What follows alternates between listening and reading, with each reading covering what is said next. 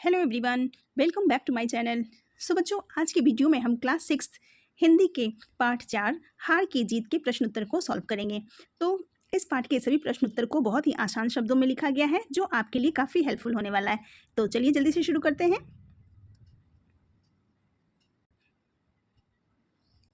पहला प्रश्न है, मेरी समझ से नीचे दिए गए प्रश्नों का सटीक उत्तर कौन सा है, उसके सामने तारा बनाइए। अब नीचे कुछ प्रश्न दिए गए हैं और उनके जो भी सटीक उत्तर है उसके सामने आपने तारा बना देना है। ठीक है, तो पहला प्रश्न है, सुल्तान के छीने जाने का बाबा भारती पर क्या प्रभाव हुआ? तो इसका सही उत्तर है, बाबा भारती असावधान हो गए। ठीक है, इसके आगे आपने तारा बना देना है, क्योंकि बाबा भारती के पास सबसे बहुमूल्य वस्तु उनका घोड़ा था, और जब वही उनके पास नहीं रहा तो उन्हें किसी चीज़ की अब सुध ही नहीं रही। ठीक है, अगला प्रश्न है, बाबा भारती भी मनुष्य ही थे, इस कथन के समर्थन में लेखक ने कौन सा तर्क दिया है?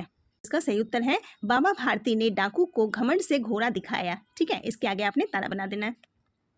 ख प्रश्न है, अब अपने मित्रों के साथ चर्चा कीजिए कि आपने यही उत्तर क्यों चुने। आप उत्तर लिखेंगे, बाबा भारती ने घोड़े को खो दिया तो अब उन्हें चोरी का डर नहीं रहा। प्रशंसा चाहना एक सामान्य मानवीय भावना है, जो यह दर्शाता है कि बाबा भारती भी सामान्य मनुष्यों की तरह भावनाओं से युक्त थे। ठीक है, दूसरा प्रश्न है, शीर्षक। आपने अभी जो कहानी पढ़ी है उसका नाम सुदर्शन ने हार की जीत रखा है। तो इस कहानी के जो लेखक हैं सुदर्शन, उन्होंने इस कहानी का नाम रखा है हार की जीत। तो अब यहाँ पे क्वेश्चन कहा जा रहा है कि अपने समूह में चर्चा कीजिए कि उन्होंने इस कहानी का नाम यह क्यों दिया होगा। अपने उत्तर का कारण भी लिखना है आपको।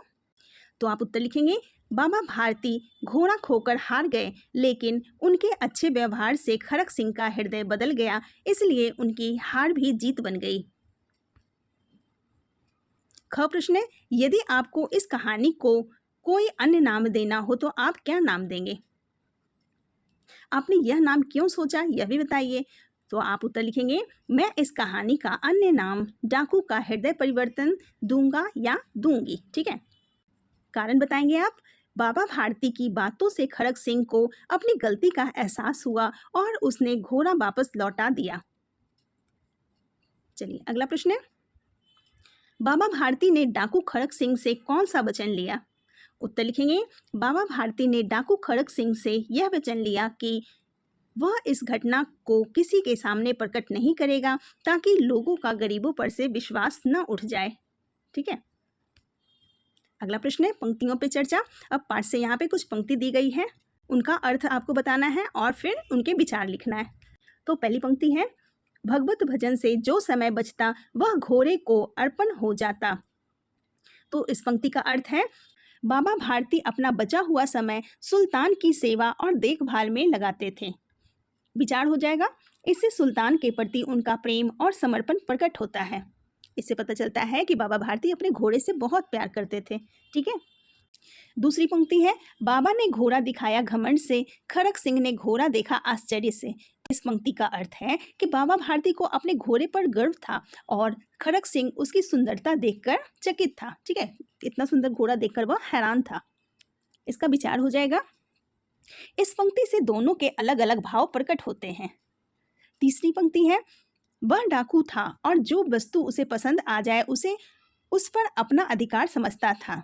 तो इस पंक्ति का अर्थ हो जाएगा कि खड़क सिंह अपनी पसंद की वस्तु को जबरदस्ती अपना बना लेना चाहता था, और इसका विचार हो जाएगा कि इससे उसके लालची और गलत स्वभाव का पता चलता है। ठीक है, चौथी पंक्ति है, बाबा भारती ने निकट जाकर उसकी ओर ऐसी आंखों से देखा जैसे बकरा कसाई की ओर देखता है, और कहा, यह घोड़ा तुम्हारा हो चुका है।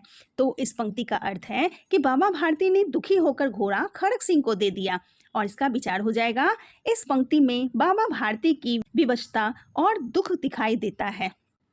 बाबा भारती को अपना प्रिय घोड़ा डाकू को देना पड़ रहा था, इसके कारण वो काफ़ी ज़्यादा दुखी और विवश थे।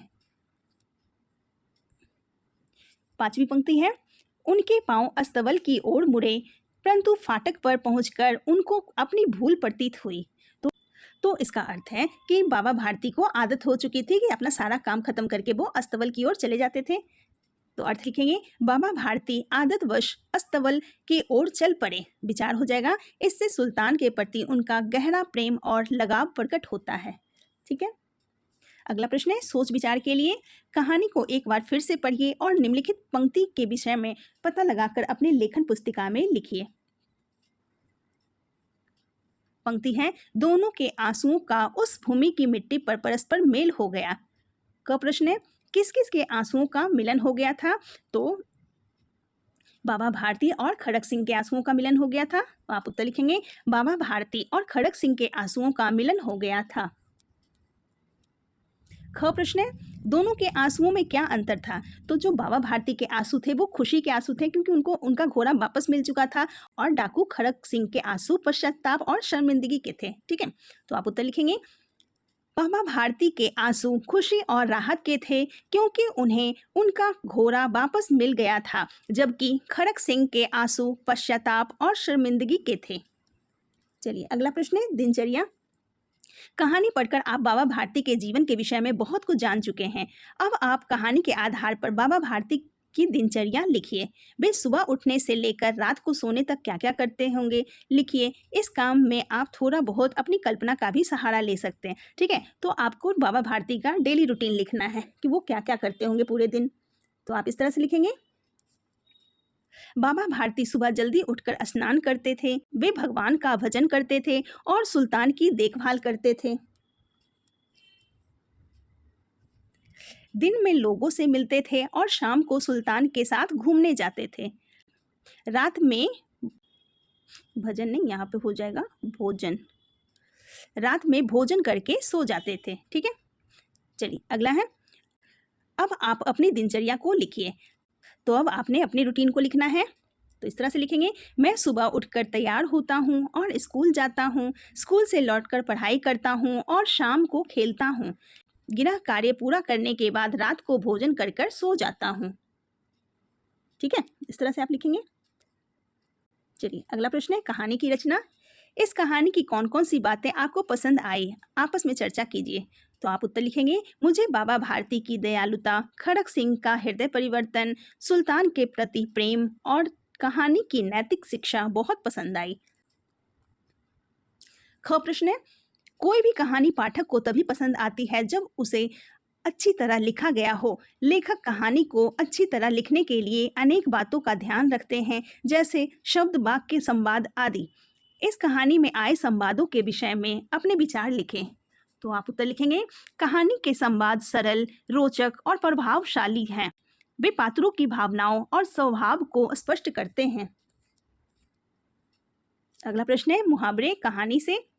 अब कहानी से चुनकर कुछ मुहावरे दिए गए हैं। ठीक है, तो इन मुहावरों को आपने अर्थ लिखना है, फिर उसके वाक्य बनाने हैं। ठीक है, तो पहला मुहावरा है लट्टू होना, किसी चीज पर बहुत मोहित होना।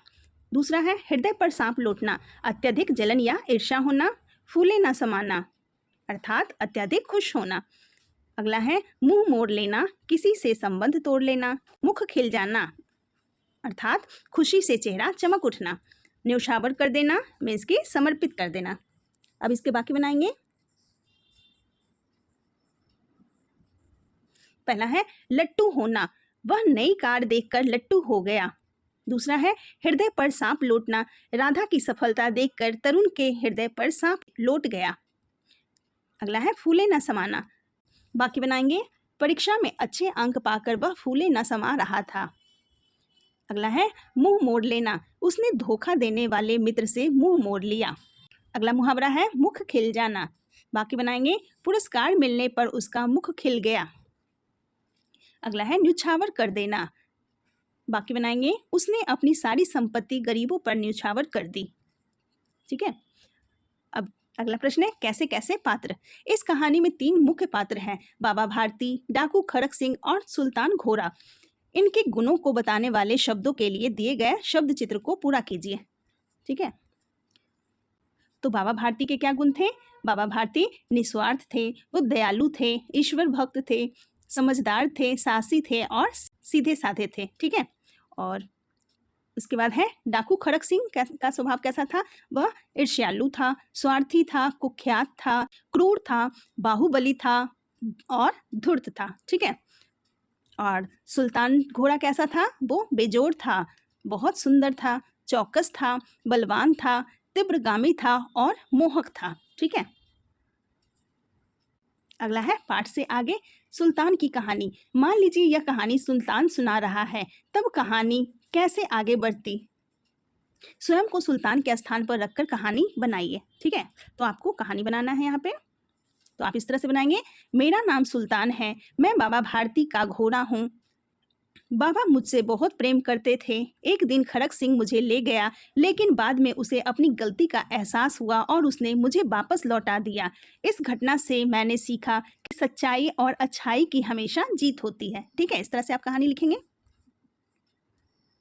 अगला प्रश्न है मन के भाव। कहानी में से चुनकर कुछ शब्द नीचे दिए गए हैं, बताइए कहानी में कौन कब ऐसा अनुभव कर रहा था।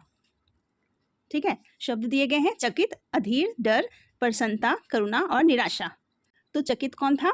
चकित था खड़क सिंह सुल्तान को देखकर। ठीक है, अधीर कौन था? बाबा भारती सुल्तान की चिंता में वो अधीर थे।